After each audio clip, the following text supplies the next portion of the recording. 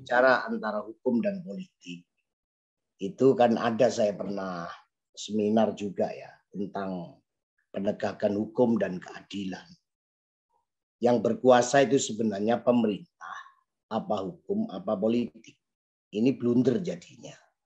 Pemerintah pun yang jadi presiden diusung dari partai. Yang ada di dewan itu juga dari partai. Yang menggodok juga orang politik. Tetapi hukum ini sebenarnya berdiri sendiri, tidak ada kaitannya.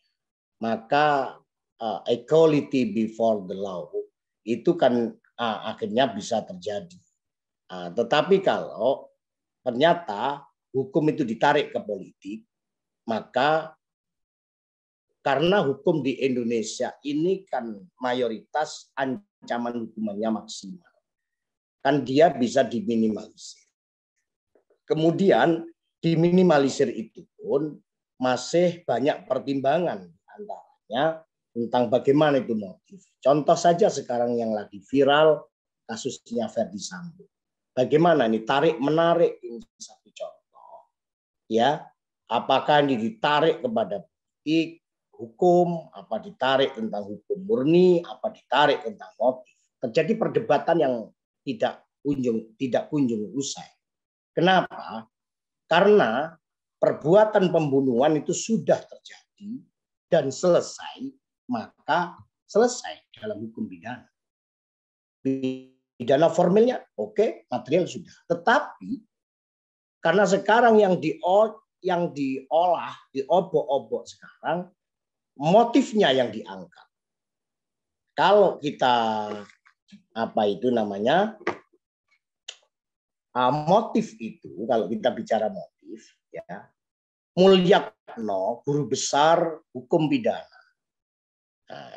Gubes Mulyatno itu guru besar hukum pidana, melepaskan kesalahan secara psikologis untuk menggunakan kesalahan normatif deskriptif atau deskriptif normatif, meletakkan motif di luar persoalan perbuatan pidana. Mulyatno tidak melihat motif apa, yang penting ada perbuatan pidana, selesai, beres. Maka sebagaimana yang kemarin dikatakan beberapa pengacara atau lawyer dari Baradae itu kan yang penting sudah selesai, tapi sekarang ditarik-tarik ke motif. Ini kan untuk meringankan atas peristiwa pidana tersebut. Tetapi Pompe dan Simon itu adalah tetap dijadikan satu pertimbangan untuk kesalahan psikologis. Apa sebab? Memperberat hakim ketika mutus sebuah perkara menjadi berat atau ringan itu memang dilihat dari motif. Tetapi ya jangan, kalau kasus Ferdy Sambo ini mohon maaf kan, ini banyak karena yang selama sejarah bintang 2 polisi yang kena tersangka dan dipecat dari kepolisian dan sampai sekarang masih ditahan walaupun belum selesai, ini dalam sejarah masih baru kali ini. Untuk kasus-kasus kriminal yang berat, berbeda dengan Napoleon Bonaparte itu kan juga yang disangka begini. Juga kapan itu dulu kasusnya Pak Susno Diaji bintang 3 Kombes. Beliau bintang 3 Kabar Eskrim dulu. Tapi sampai sekarang belum ada putusan. Nah, kalau berbicara antara politik dengan hukum sebenarnya terjadi pemisahan ya, independen. Politik tidak ada hubungannya dengan hukum dan hukum tidak berhubungan dengan politik. Tetapi fakta lapangan kalau kita melihat antara presiden dan penegak hukum itu kan produk-produknya juga dari orang-orang kita. Ya, saya menjawabnya itu normatif saja ya. Saya tidak menjawab dari perspektif yuridis di lapangan sebagaimana yang ada. Itu yang pertama, Mas Angga tadi. Ya, yang kedua, betul memang selama ini yang diangkat itu adalah pelaku-pelaku saja. Korban tidak pernah dijadikan pertimbangan. Sebab begini, Kalau ini in restoratif justice ini salah satu solusi untuk mempertimbangkan korban. Selama ini kan korban tidak pernah dipertimbangkan. Kenapa? Karena filosofis di dalam hukum pidana itu tidak melihat berapa korban yang diderita, berapa kerugian korban atas perbuatan pidana. Karena pidana adalah memberlakukan dan memenjarakan atau menahan seseorang karena perbuatannya dan perbuatan tersebut melanggar di dalam undang-undang KUHP. Titik. Perbuatan orang. Tidak melihat besar kecil korban yang diderita. Yang penting ada perbuatan yang melanggar hukum pidana, maka yang ditindak itu adalah orang yang berbuat, bukan berapa banyak korbannya. Kalau korban yang menjadi menjadi skala prioritas, maka sudah diatur dalam gugatan-gugatan perdata. Jadi perdata itu mengurus tentang para pihak atau siapa yang jadi korban dan berapa yang diderita dan lain sebagainya. Maka ranahnya itu sudah ada di ranah perdata. Sekalipun kalau orang itu ternyata ada melanggar pidana, perdatanya juga ada, kedua-duanya bisa dijalankan, tetapi jika perdata juga masuk dalam satu dan objek perkara yang sama, maka pidana harus diletakkan terlebih dahulu, perdatanya harus dimunculkan, selesai, maka pidananya bisa dilanjut. Jadi seperti itu. Maka kembali kepada substansi di dalam hukum pidana itu adalah memberikan sanksi kepada seseorang atas delik atau perbuatan pidana yang mereka langgar berdasarkan undang-undang yang sudah diatur dan sanksinya adalah penjara. Maka dari itu korban tidak menjadi satu pertimbangan. Hanya delik-delik tertentu tadi saya katakan itu bisa dipertimbangkan melalui tadi adalah restoratif justice, banyak di dalam pasal-pasal 372, 378 yang tadi sudah saya singgung. Jadi terima kasih Mas Angga. Kalau berbicara tentang politik hukum itu memang tidak ketemu ya. Kadang-kadang hukum bisa dimentahkan dengan politik. Politik pun bisa diputus dengan hukum. Jadi kedua-duanya ini menjadi simalakama. Kalau orang itu kuat tapi dicari kesalahan pidananya, maka diangkat pidana, tidak jadi dia calon presiden, gubernur, wali kota, dan bupati. Karena calon itu kuat. Apa salah satu alat dicari kesalahannya. Dan mencari-cari itu namanya kriminalisasi. Dan kriminalisasi itu kalau sudah seperti itu kan sudah beda konteksnya. Saya tidak melihat hukum dalam perspektif politik, tetapi saya melihat hukum dalam perspektif pure hukum murni yang ada di negeri ini.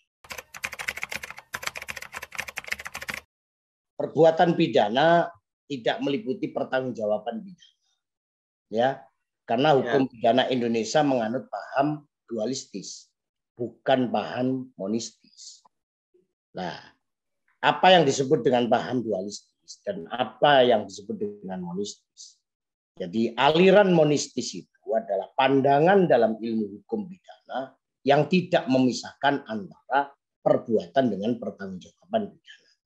Sedangkan aliran dualistis yang dianut oleh paham negara kita ini adalah pandangan dalam ilmu hukum pidana yang memisahkan antara perbuatan dengan pertanggungjawaban pidana. Seperti korporasi. Korporasi itu lembaga. Yang namanya pidana itu perbuatan. Perbuatan itu manusia. Masa lembaga, benda itu bisa berbuat. Memang itu yang terjadi satu debatable. Nah, kalau kemarin pernah diskusi dengan Prof. Edi Hirahis, kalau itu diberlakukan, maka yang menjadi problem adalah harus semua dihentikan. Jadi berapapun stafnya, ketika terjadi kejahatan korporasi pada lembaga tersebut, lembaga harus tutup. Karyawan berapapun harus dihentikan. Mereka tidak dapat gaji. Sementara mereka dibutuhkan menjadi penyangga ekonomi rumah tangga. Maka ini menjadi satu problem. Berbeda dengan korporasi ini, berbeda dengan kejahatan korupsi. Korupsi itu juga lembaga, ada satu sistem, tetapi yang melakukan itu adalah khusus dan orang khusus, pegawai negeri sipil. Sekalipun dia di penjara, orang-orang tersebut atasannya itu ketika menyetujui kan bukan berarti di dalam kejahatan korupsi tersebut akan berhenti pemerintahnya, tidak. Nah, itu masih bisa untuk di PLT dan sebagainya. Tetapi kalau korporasi, korpori, ini kan repot. Jadi harus disita misalnya hartanya. Lembaganya harus ditutup. Nah, ini yang menjadi satu problem sehingga antara pertanggungjawaban pidana dengan perbuatan pidana itu dipisahkan di dalam kejahatan korporasi. Itu yang ada di hukum pidana Indonesia. Itulah kemudian kalau memang itu masuk, pendapat saya ya, korporasi itu atau lembaga itu masuk di pidana khusus mungkin akan lebih baik. Tetapi kalau masuk ke pidana khusus, kan uang harta yang dikorupsi oleh lembaga tersebut kan harus disita. Nanti kalau nyita itu kan akan dikembalikan kepada situ. Lah, ini menjadi problem, nah, karena bukan uang negara. Lah, karena bukan uang negara, ini sebenarnya penelitian saya dulu dalam disertasi saya. Jadi kejahatan-kejahatan korporasi ini menjadi satu problem yang menarik. Harus novelty dalam penelitian saya dulu menjadi kejahatan korporasi tertentu atau korporasi ini menjadi kejahatan khusus bagi pelaku non pemerintah. Ini pas. Ini masih kayaknya ini masuk di RUU KUHP. Jadi kalau sudah seperti itu, kalau pidana itu ngurus tentang kerugian, yang tadi juga ada pertanyaan sebelumnya, maka tidak ubahnya katanya petugas itu seperti debt collector. Maka di situ ada gugatan perdata.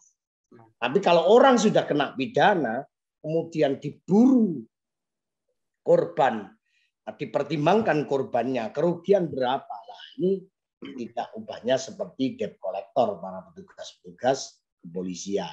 Jadi makanya khusus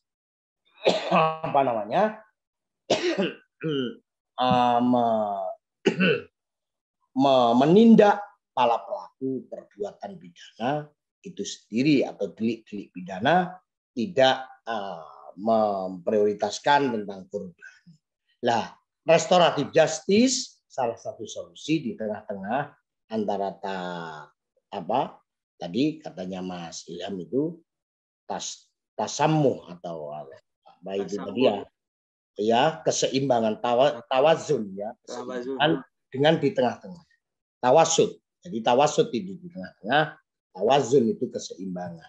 Nah, artinya kalau Anda itu dimaafkan dan tidak pernah berlaku pidana atau bukan residivis, terus kerugian dikembalikan dan sebagainya, sepakat diberikan berita acara. Tapi kalau korporasi ini bisa masuk ke dibentuk undang-undang khusus seperti kejahatan korupsi. Seperti itu. Memang ini menjadi satu problematik. Kalau Mas Hanif nanti tesisnya meneliti tentang itu, silakan. Yang keunikan itu penting. Itu keunikannya ada itu Mas Hanif. Di Airlangga Airlangga kan sekarang sudah membuka penelitian-penelitian empiris dan hukum. Selama ini kan dia tidak.